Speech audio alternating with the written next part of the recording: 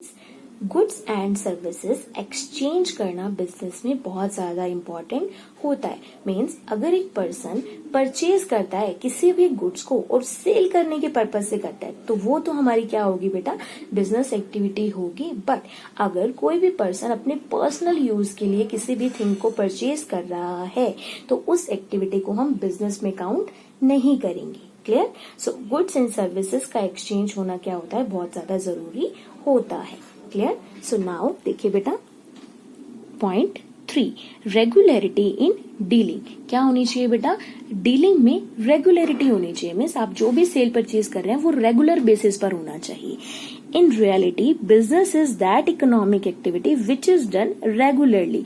Means कि business वो economic activity है जो कि क्या की जाती है, डेली की जाती है। Clear? That is purchase sale should be regularly done. Means purchase और सेल क्या होनी चाहिए, डेली बेसिस पर होनी चाहिए। But if the activity is not regular, but activity अगर रेगुलर हो ही नहीं रही बट इंटरमीडिएट मीन्स कभी कभी हो रही है, it does not come under business, तो उस एक्टिविटी को हम बिजनेस में काउंट नहीं करेंगे। Clear? For example, if a person sell his old scooter, means उसने अपना ओल्ड स्कूटर को क्या कर दिया, सेल कर दिया एंड परचेज कर लिया अ न्यू वन, एक नया परचेज कर लिया। मतलब उसका स्कूटर पुराना हो गया था तो उसने क्या किया, उसको सेल करके नया ले लिया। तो इसका रोज का थोड़ी काम है बेटा, वो तो उसने मतलब उसका स्कूटर पुराना हुआ तो उसने नया परचेज किया ना। तो ये एक्टिविटी जो होगी बेटा वो बिजनेस में काउंट नहीं होगी क्योंकि इसमें रेगुलरिटी नहीं है, वो रोज रोज ऐसा नहीं करता। ठीक? So now profit motive means किसी भी बिजनेसमैन का बेटा हमेशा जो मोटिव रहता है वो क्या रहता है बेटा, प्रॉफिट अर्न करना। मीन्स वो क्या चाहता है कि उसको ज्यादा से ज्यादा प्रॉफिट मिले।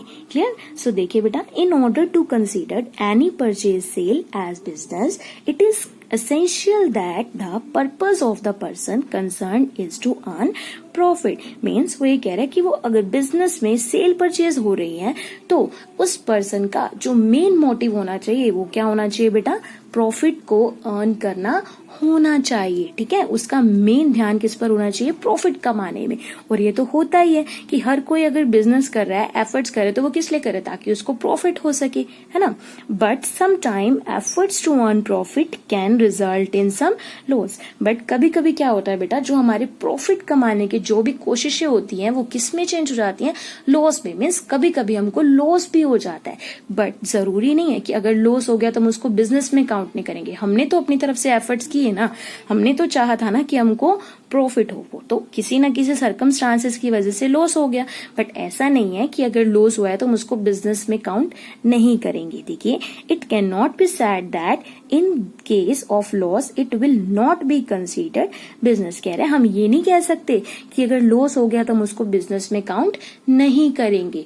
बट हमारी जो मेन कंडीशन होनी चाहिए वो क्या होनी चाहिए बेटा, प्रॉफिट को अर्न करने की होनी चाहिए। ठीक है? हमको मेन ध्यान किस पर देना है कि हमें प्रॉफिट अर्न करना है। कभी कभी तो लॉस चलता है बिजनेस में अप एंड डाउन तो होते ही रहते हैं।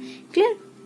सो now element of risk means देखिए, business should not be considered a bed of roses. Means business को आप बेड ऑफ रोजेस मतलब कि बेड ऑफ रोजेस नहीं मान सकते हैं कि इसमें हमेशा हमें प्रॉफिट ही प्रॉफिट होगा। No, there are thorns at every step. मतलब हर स्टेप पर आपको कहीं ना कहीं कांटे भी दिखेंगे, मतलब प्रॉब्लम्स भी आएंगी।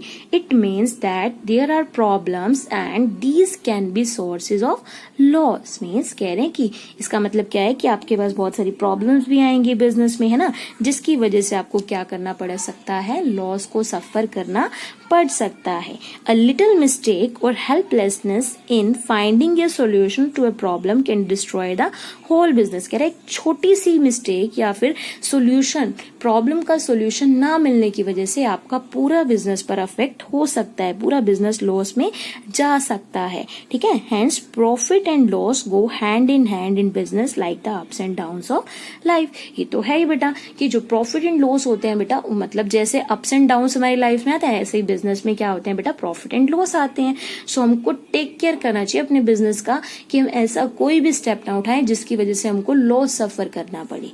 क्लियर? सो एक बिजनेसमैन को बेटा बहुत जरूरी होता है कि वो बहुत केयरफुल स्टेप ले। Creation of utility means in order to make things more useful for society, their utility is enhanced by the efforts of the businessman. Means society के लिए चीजों को और यूजफुल बनाना हो तो बिजनेसमैन क्या करता है बेटा, बहुत ज्यादा एफर्ट्स करता है ताकि उसकी यूटिलिटी को क्या किया जा सके, इंक्रीज किया जा सके. ठीक है, जैसे देखिए from the economic point of view utility is created in various ways. आपने इकोनॉमिक्स में पढ़ा होगा बेटा कि यूटिलिटी को हम कैसे क्रिएट कर सकते हैं. देखिए like the utility of place, utility of form, utility of time and utility of ownership.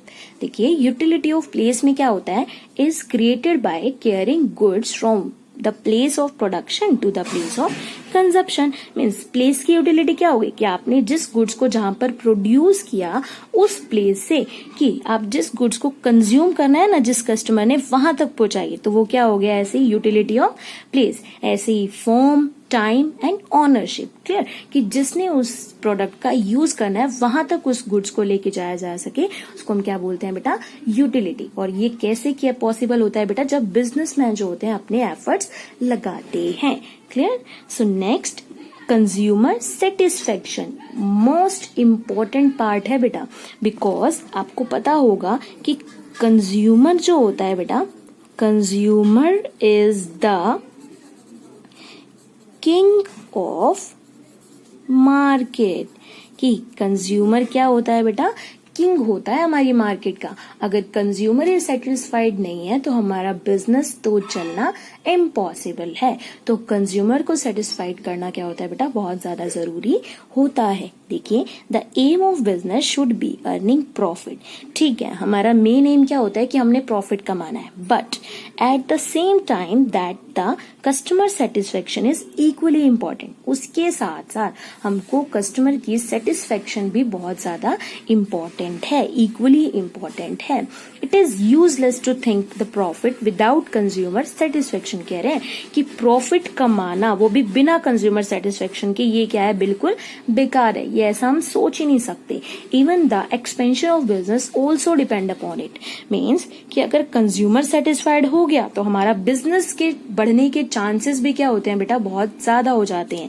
तो मतलब कंज्यूमर का सेटिस्फेक्शन होना हमारे बिजनेस के एक्सपेंशन में क्या करता है बेटा, बहुत ज्यादा इंपॉर्टेंट रोल प्ले करता है.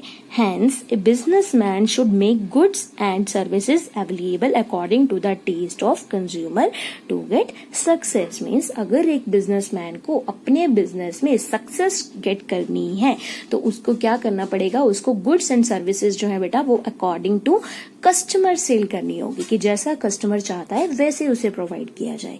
क्लियर. सो आई होप बेटा आपको बिजनेस का कंसेप्ट अच्छे से क्लियर हुआ है. पहले हमने पढ़ा बेटा मीनिंग ऑफ बिजनेस, उसके बाद हमने डेफिनेशन डिस्कस की, after that characteristics of business. So I hope बेटा आपको बिजनेस का कंसेप्ट क्लियर हुआ है. सो बेटा आपका जो वर्क रहेगा, आपको क्या करना है, आपको रीड करना है, बिजनेस के कंसेप्ट को कंप्लीट है और अच्छे से समझना है. क्लियर.